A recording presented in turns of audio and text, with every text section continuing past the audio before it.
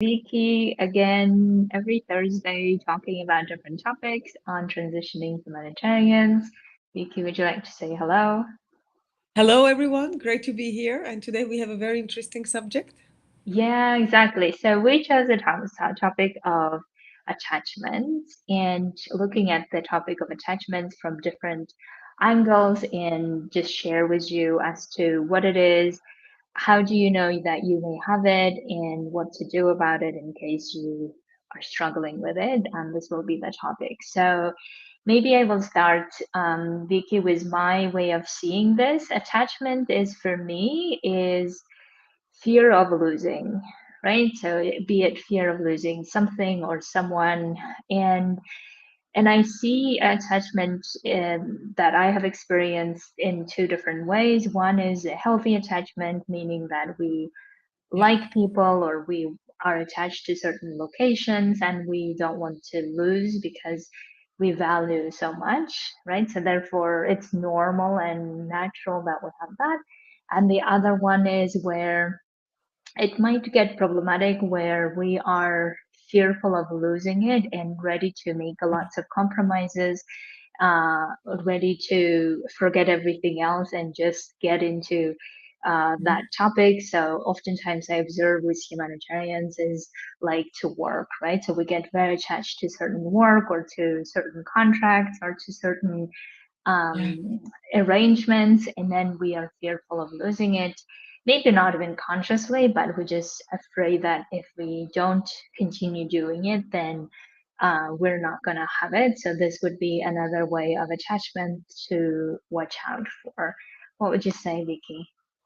Yes, thank you. I was thinking about the same that what kind of attachments humanitarians have, and maybe, and I myself even had, and for long reasons, for a long time, sorry, it was certain regions or countries, and it was Mm, sort of attachment of I really want to be in this country. I really need to be. Already cannot function, and there yeah, was this fear, and I didn't at the time, of course, explore the reasons or the deeper reasons why I was feeling this way. There is always a deeper reason, a certain need that this sort of attachment is answering to.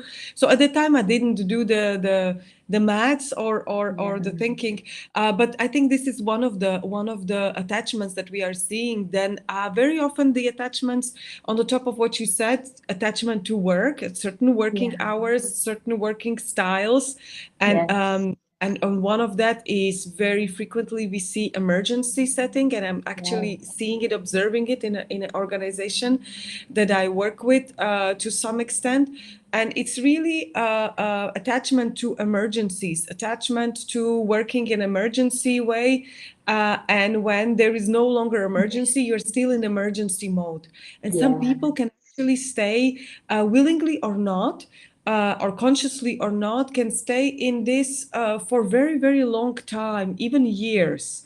And that's I see that really is a covering of something, covering of some sort of need. yes, And maybe I would love to hear from you what are your thoughts are. And the third one, I noticed quite frequently different lifestyles, right? As aid workers mm, working, especially in different countries, there are certain lifestyles that aid workers yes, grow attached to, yes. that maybe they didn't have before. This is something new. Again, it's a response to certain kind of a need. So I think there is a lot of it. What do you think? Yes, exactly. I was thinking of also some other examples that how you recognize that you have this attachment is Mhm. basically the way that it feels like you feel like you don't have any other option, right? So this is the level of attachment we're talking about is where, for instance, I notice a lot of humanitarians who come home from work but continue still working because they feel Yeah. like they don't have any other option, right? Or they continue thinking about it even during vacation times because now we're in vacation period. I mean, in summer period, I should say. So therefore, we have that attachment to, oh, something may happen in my absence, so or people may not handle without me well, or whatever the attachment we have, and therefore we don't really tend to be present where we are, and we're not really working. So therefore, we become like in this. weird space of not resting and also not working properly.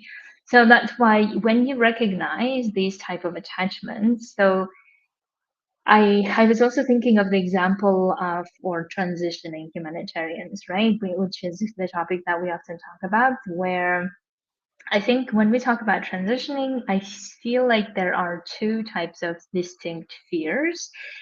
So one is fear of losing what we have already, and the other is fear of creating something new, right? Fear of creating something that you have not done it yet, or something that maybe you've tried before, it didn't work out. So therefore, now you're even more fearful of creating what you want, and therefore, you get attached to whatever you know best or whatever you have, right? So this Yeah. is how you will know that you have that attachment.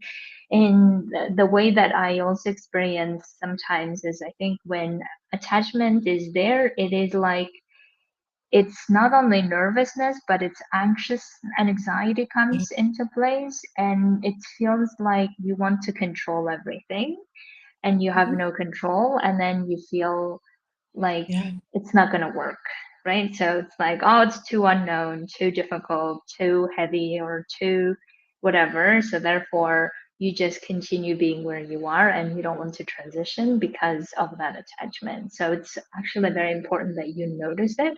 And one of the best ways that I always tell people to notice it is in our bodies, because the Yeah. feelings always signal to us what's going on, right? So now, what to do with that feeling is, or what to do with that attachment, I think is that maybe the next part that we can talk about, Vicky. What would you say in your experience? How do you usually deal with attachment, or you tell your clients about it? Yeah, yeah, it's very individual, subjective, I would say, but absolutely, I agree with you with what you said, that there is always something underlining, a fear of something, a Yeah, fear of either losing something, or, as you said, becoming, creating something, or becoming something that I'm not yet. So yeah, I am this person, but if I do this, I am becoming someone else. I yes, am, for example, known to be this super hardworking, and I attach a lot of importance and a lot of praise yeah, to myself, that I'm so super hardworking and like I work all the time, and this is so well known. But if, let's say, I take one day off or 2 days off, I will no longer be this person who is yes. indispensable. I will no longer be this person that is that that It's works needed, 20, and that is Yeah, so needed. So exactly, so really, to try to understand what is really beneath this need, or what is beneath this fear of losing or fear of becoming, and try yeah. to sort of go deeper, because there can be different things. I'm just remembering a case of someone, is that someone people have the attachment to being employed. They always have to be employed. Mm, Um, yeah, and and sometimes you go deeper and you realize it's not really necessarily always financial questions. Yes, yeah, sometimes really it's a life that they've constructed, that there needs to be monthly very solid income. But sometimes there is not even such need. It's a mental need, or need in your, as you say, you even observe it in your body, that, oh, I need to see this figure in my statement when it comes yes, to, I need to. And if I don't, even if I don't need it, even if I have huge savings, it creates a lot of anxiety. So really, right. there's always something underneath that we need to discover within ourselves, what it Yeah, is. exactly. And I think that what I would add to that is that when we are attached, basically we are giving this responsibility to our job Yeah. or to our organization or whoever we identify with, right? We will give that responsibility to them to say, well, my, I need you in order for me to feel safe, or in order for me to feel like not losing or stable or whatever. And as long as I don't, and as long as I have this, then I will be fine. And if I don't have it, then something may happen to it. But of course, that this is a, as you said, Vicky, it's a mindset topic Yeah. of you just delegating your responsibility to the organization or to the work or contract. But if you took it back, meaning if you understood really um, why you're fearing this, and if you understood really where this belief is coming from, where this mindset is coming from, you realize that you can actually create the same type of safety, same type of security within you without having that organization, without having that contract or whatever it is. And with this, I'm not saying that you shouldn't have a contract or be employed by an Yeah. organization, right? It's Yeah. just meaning that create that freedom that you can actually function and thrive in the world with the organization or without it. And I think that's a very key in so many settings so that we don't end up just allowing the employer to do whatever it wants with us in a sense of putting it as a central part of our lives and not and forgetting everything else or willing to compromise and not setting any boundaries, right? So that's Yeah. why I think it's important that we create that freedom to know that we Yeah. actually create that safety, we create that security within us. In the best way that I know how to do that is actually when we realize that this is a construct that we have created in our minds, and Yeah. it has nothing to do with the external circumstances, right? So once we realize that, then we can do a lot of things about it. Yeah, yeah, yeah, absolutely. And I like what you're saying, and how it impacts the transition, because if we delegate or if we hand over our power or over Yeah, to to external factor or some external entity, of course, it makes our transition much more difficult, yeah, because our minds, because we are dependent on something outside of ourselves, and we don't know how this is going to go. So this creates, of course, the transitions become difficult, because if you, let's say, cannot imagine work, being on unpaid leave, let's say, or taking some time off, yeah, or not working all the time, or just, taking time off, or whatever it is that you are attached to, that becomes, of course, much more difficult. So I think here the first step, as we mentioned, is the realization: what is it that I'm really attached to? What is it that I'm so attached to that I can't be without? Not in a healthy way, of course. The healthy way yes, is you can disengage anytime, but in an unhealthy way. So I yeah, think it's first the realization: what is it? And then, and here we are talking about more the steps. Um, so first with the realization, what is it, and the second is really to ask yourself. Maybe you have a different question than I have, but um, what is it, what kind of need is it covering? What is it that I truly need? What kind of a need is this attachment answering to? And here it's really sort of important to reflect and think about the needs that I have within myself. I don't know how yeah. you see it, or maybe you have a different question that you ask. So the way that I think I always reflect is what is my feeling telling me, right? Yeah, So whatever the feeling yeah, is, and yeah, you don't need to be an expert in deciding what the feeling is, or you don't need to be able to name them if you can't, which is totally understandable. yeah, But for instance, I remember looking at my own experience back in the day when I was working in the humanitarian organization. I remember some of the days feeling like numb, right? So okay, numbness where I didn't, as if like I didn't feel anything, and I felt like I was just functioning, a bit of like yeah, a robot image I yeah, had in mind. And even when someone would ask me what you're feeling, I wouldn't be able to name it.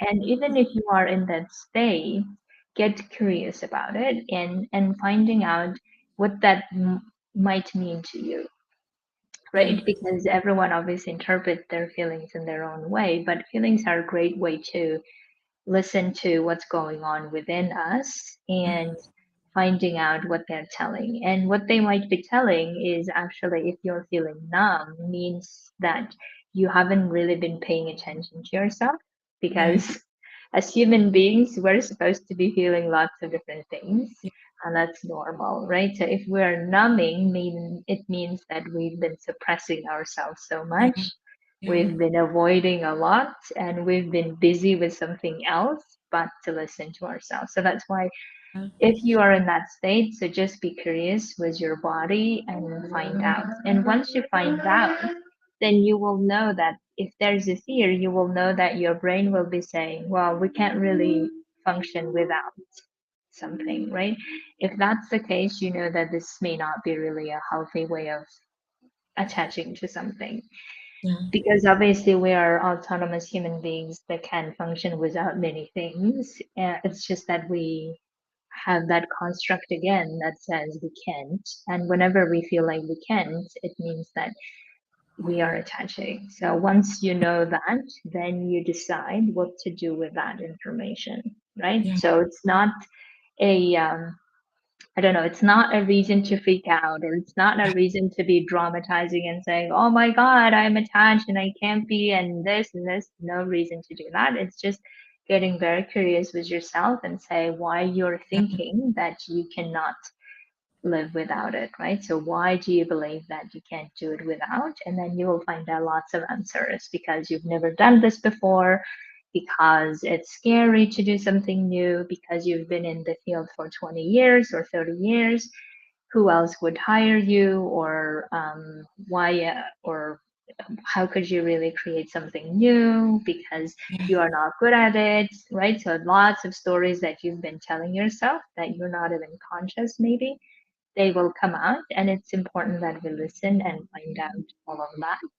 And then once we realize all of those stories, then we decide what kind of story we want to tell now, right? So just because we were telling ourselves a particular story doesn't mean that we should continue with that story.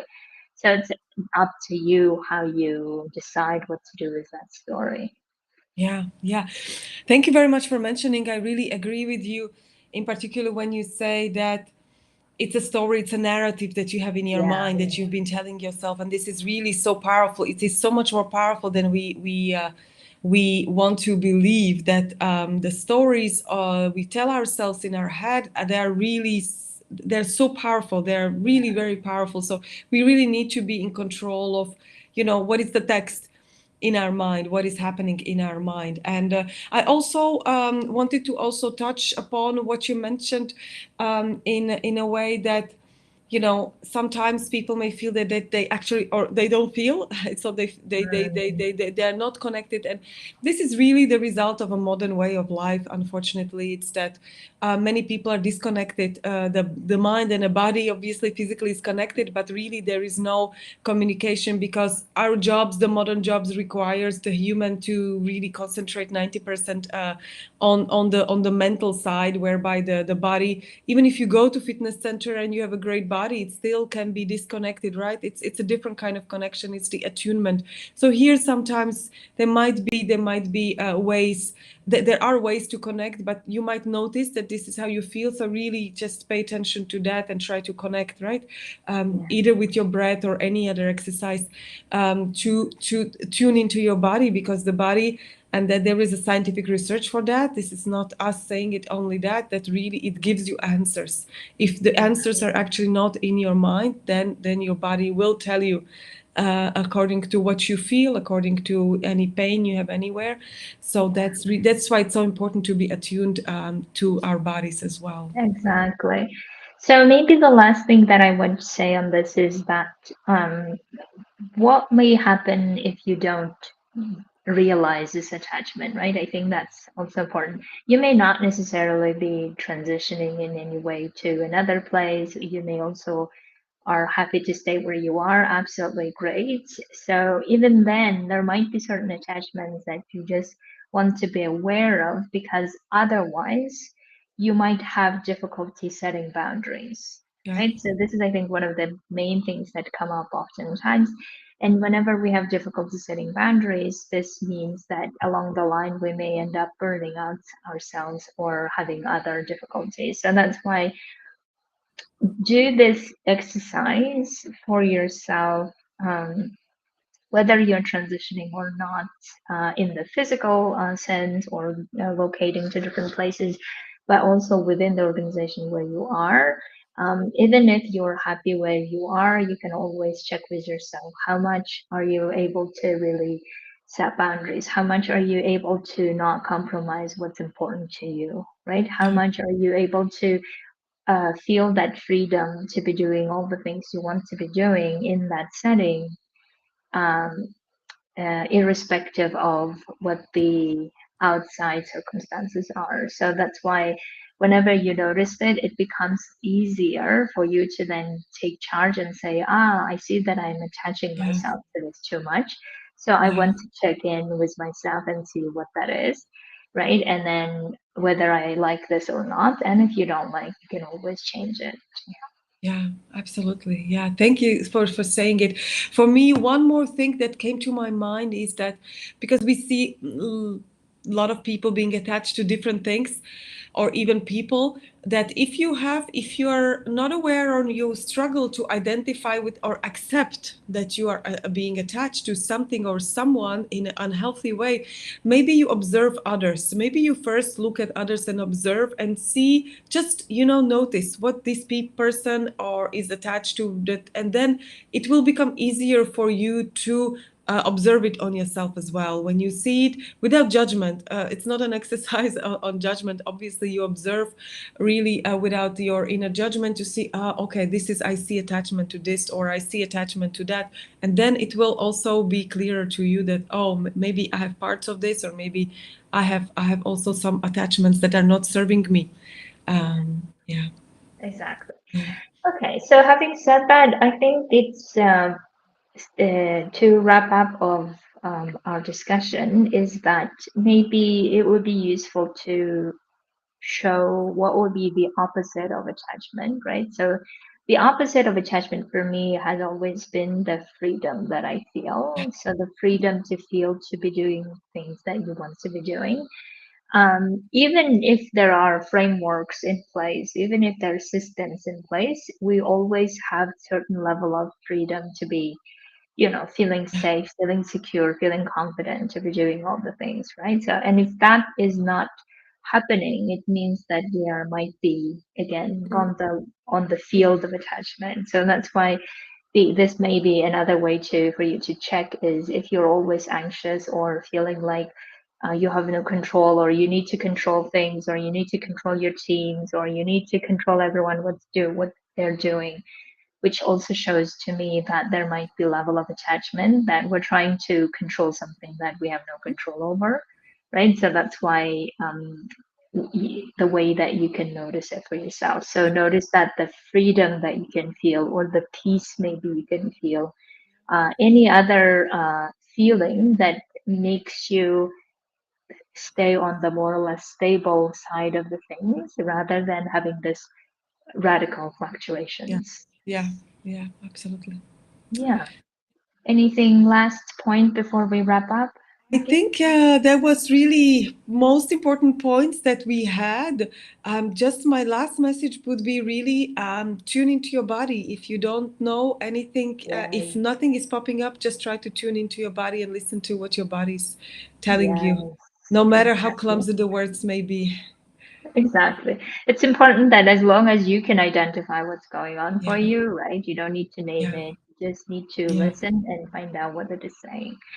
Okay, so if you have any questions on this topic or any other topics that we've covered, or you want to get coaching on any of these topics, then you let us know and we'll be happy to help you with that. And maybe one last thing that we want to say, Vicky, is that today at 6 p.m. ET or CEST, Central European Summertime, we are doing a webinar on transitioning humanitarians, where we'll be talking about holistically as to how best to transition and what to look out for, Yeah, what mistakes not to make, all kinds of things. So if you are into this topic, you should absolutely come over and interact with us. We have prepared amazing yeah. ways to maneuver this transitioning.